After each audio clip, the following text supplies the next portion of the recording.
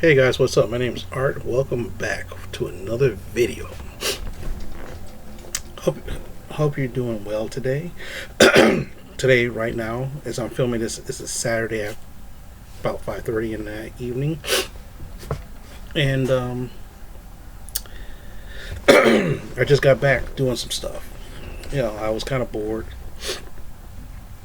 so I went to a comic book store again, another my comic book store, to pick up some books because of the fact that sorry, stupid sinuses. My local comic book store. Every time I go to my local comic book store, I always spend close to $50. And so what happened was, for the last month or so, I'll go there every week, pick up 2 to 3 books, and spend $50.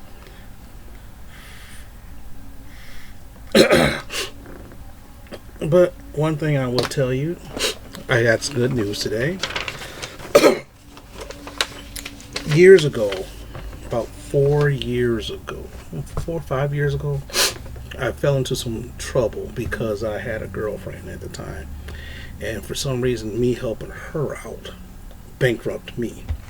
And I needed some money to catch some bills. So this letter right here, what happened is that I borrowed from my 401k. I know people say you should never do that, but I had to. Otherwise, I've been really in trouble with some bills. It was like $2,500, but at the time, everything was so chaotic. Everything was so chaotic that I could not pay that thing back quickly.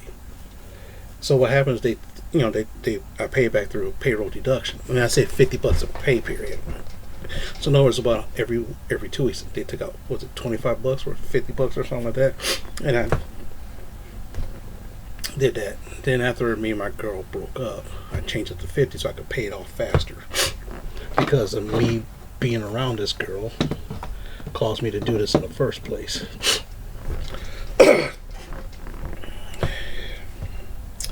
And based on that letter, it says I'm all paid off. $2,500 took me 4 years to pay that off. Nice. So now I can put more money into my 401k. So I can put more money into it. So that, because of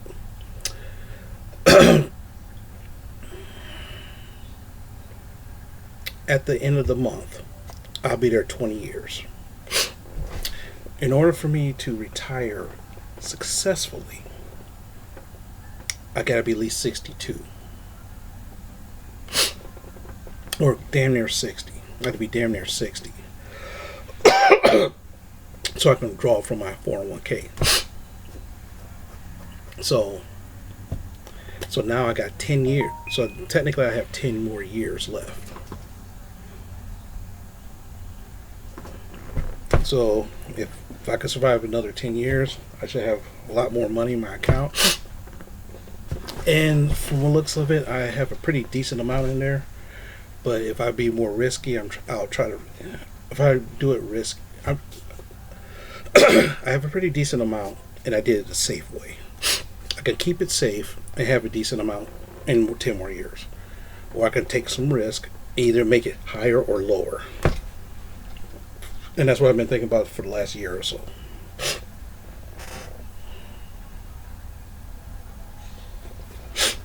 But anyway, so that was good news. Another good news is one of my other books finally came in. I'll show you that to you in a minute today. I talked with Dynamite Kid 100 for almost 2 hours today. It was an hour and a half to almost 2 hours. Now, and we talked about a variety of things, Man, I tell you, this dang sinus. This weather's killing my sinuses. But anyway, maybe I should have took some sinus medication. Maybe that should help. If I had some. Oh, well, I'll figure something out later. So for the last 2 weeks I didn't show you, so I picked some stuff up. Next, the first thing I want to show you is, come on, issue 4 of Bounty Hunters. if you're a Star Wars fan like me, this is about Star Wars bounty hunters. Boba Fett does make an appearance. Boss makes an appearance on here too. And what happened is that they're going after some dude, some person that screwed them over. Now the problem is that they started this off before the pandemic, and then during the pandemic, no new books was coming out. So this should have been out like 3 months ago. But so that's fine. Couldn't wait to read it. Next is issue 4, Darth Vader. Like I said, I just picked these up just within about an hour and a half ago, so I haven't read anything yet. This is continuing on the story about some people that's close to Padme, which was Darth Vader's wife, is Anakin Skywalker, and they figured that Darth Vader was the reason why she died, but they don't realize that this is actually Anakin Skywalker. So they put him into a trap. So I want to see how that trap is finished going on. Next is the book I've been waiting for a while. It's called Wolverine number 4. This is going back to Omega. You see Omega Red in the beginning right here. So this is going back to that vampire thing again. So again, Wolverine number 1, it was about vampires. Then 2 and 3 was about some drugs. Now we're going back to vampires again. Okay. So I'm interested in this one, definitely.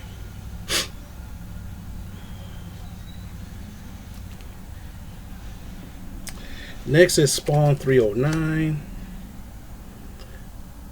That's a really sick ass cover right there. It reminds me of Franzetta Death Dealer.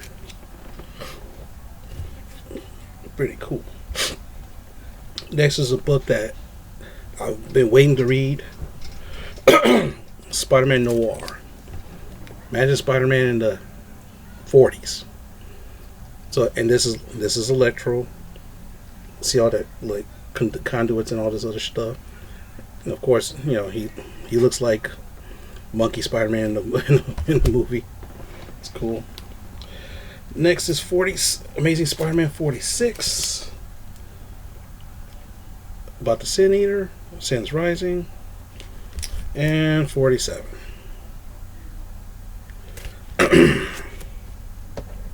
And those are the books I had that I didn't buy for the last 2 weeks from my pull section. So what happened is most comic book stores, they have a pull section. So you say, I want these comic books, and they'll pull them for you every month. They make sure you have them. So even if they don't technically put it on the shelf, they special order it for you. So, in this place, they don't have a lot of comics on site because they want to maintain inventory. So a lot of times they do stuff.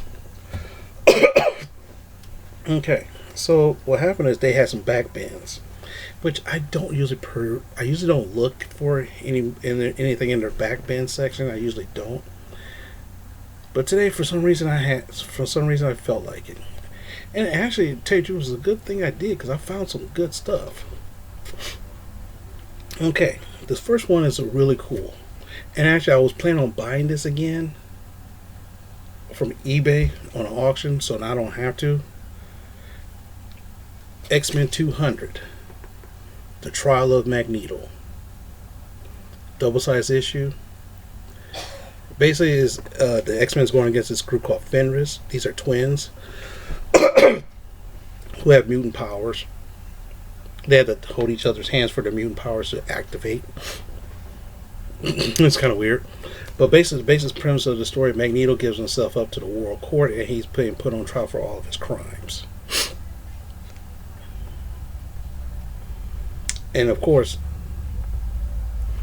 they want to kill him because, hey, why not? Next is X-Men 205. The reason why I bought this because I had this when I was in high school, and I couldn't find this, and I can't find this. Now the thing is, this is a very shitty condition book because if you feel right here, there's it's like it got wet and it kind of buckled up. Luckily, they only paid $2.99 for it. It's about Lady Deathstrike and the Reavers fighting against Wolverine. And if you not this was written by this guy named Barry Wismer Smith, who has a very weird way of drawing, so it's kind of weird. And plus, one of the kids from Power Pack shows up in here. That's one of the reasons why Wolverine and Power Pack is really good friends. They were kids, little kids at the time, and also they showed up in the Mutant Massacre for one issue. This next one I thought was really cool. I said, "Oh my gosh, I remember this when I was younger." X-Men 217. Yes, that's the Juggernaut, and this is a mutant called Dazzler. If I remember the basis of the story, she finds him somewhere. I can't remember why she noticed him somewhere, and she tries to stop him. And she does everything she can to try to stop the Juggernaut. And the funny thing is, to find out the Juggernaut's a fan of her music. That was a funny part about it. It's like, oh yeah, that's pretty funny. Try not to laugh because I'll be coughing. The next two, it's like, I'm surprised I found these ones because these are really cool. X-Men 236. If you look at that cover, look at that sweet cover right there. You see like the bullets right here. It looks like a picture. It says Magistrate 2 Mutant Zero. This is a 2-part story, 2 to 3-part story. I think it's 3 parts. I only found the 2 of them. A place called Genosha that said that mutants are welcome here to exist peacefully, but it's a ruse in which mutants will go there and they get trapped enslaved. And there's something in the air that neutralizes all mutant powers, so they have no powers. So Rogue is a normal woman, and Wolverine, he still has adamantium claws because it's part of his body, but he has no healing factor. How is he going to get out of this one? And I thought this was really cool. I said, oh my gosh, I remember this when I was a kid. I remember this in high school.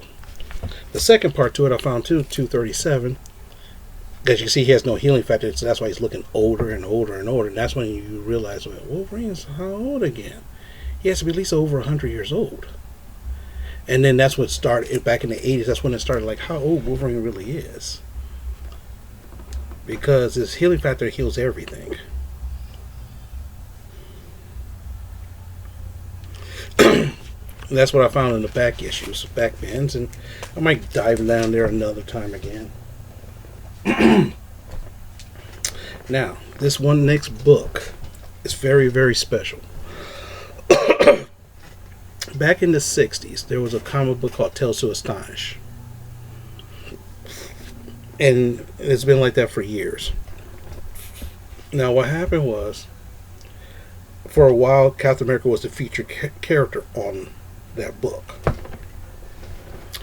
And then what happened was Tales to Astonish, instead of turning 100, it became Captain America. They changed the name to Captain America 100. Either it's Tales to Astonish or Tales to Amaze or something like that. Can't remember which one is which, but it's something to that effect. And if you know it, I'm pretty sure you'll correct me down. I know you'll correct me in the comments. But anyway, so issue 100 is like one of the most expensive Captain America comic books ever. I tried to get this earlier last year, and the price was just too far out of my price range at that time, without maxing out 2 credit cards. The idea was like, I can max out 2 credit cards to get this one, Captain America 100, or I can max out my credit cards to help me catch up on some bills and buy some clothes and to help me live. I guess helping me live was, I guess the Captain America 100 is out of the picture. But anyway, I found this. Captain America 103. Dang, little natty. So what happened is, this comic is not in the best condition. That's probably why I got it for cheap. You know, it was like $30. So this is probably I got it for $30, so it's probably like a $20 to $30 book based on the condition of this book. If you look at it real carefully, you can see all the little frayed edges right here. You know, and all this other stuff, you can see it.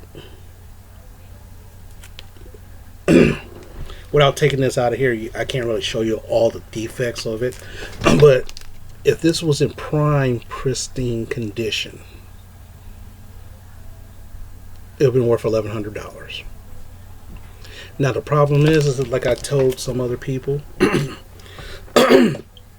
even one of my friends who also he buys books to flip. I'm not flipping this because I always wanted Captain America 100, but this is the closest I got so far.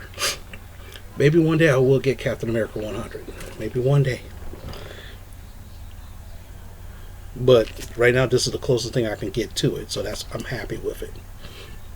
Plus it has that Jack Kirby artwork. Now,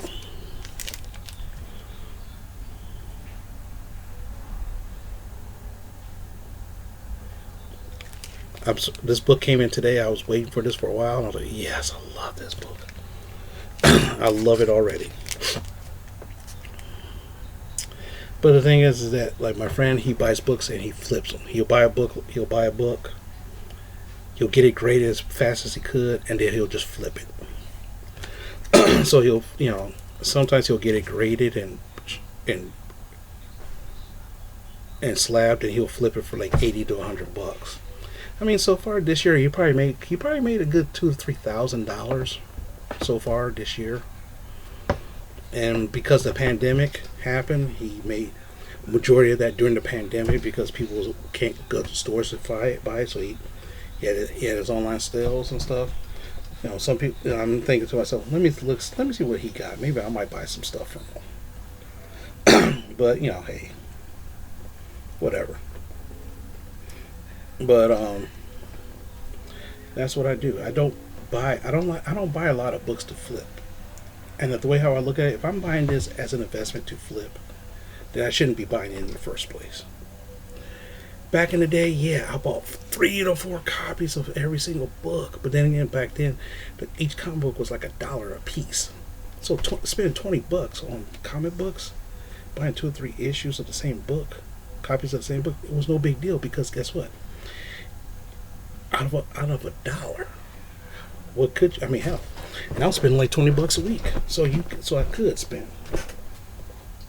Imagine if.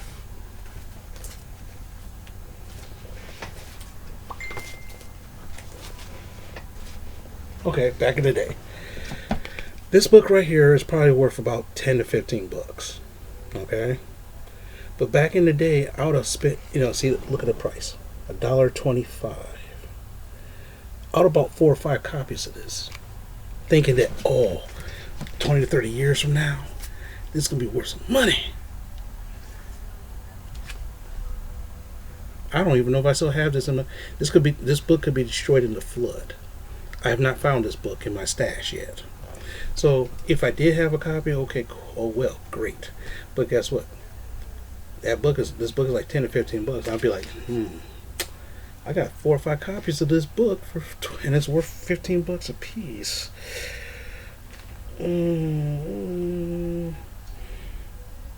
I got this for $6.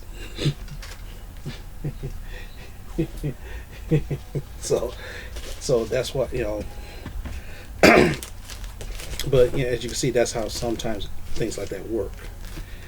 You buy it a lot, so try to make that investment, and then you realize it's not an investment because the investment, the peak is this much, and then some books that have very low print run are worth a lot more still because of the low print run. So if a book sells like 100,000 copies, that's great. If a book sells like 500 copies, that's okay too. But if they printed 5,000 copies, if they only printed 5,000 copies, that book is worth more valuable than 100,000 copies printed. But anyway, that's just my wacky insights. I'd like to thank you for that, and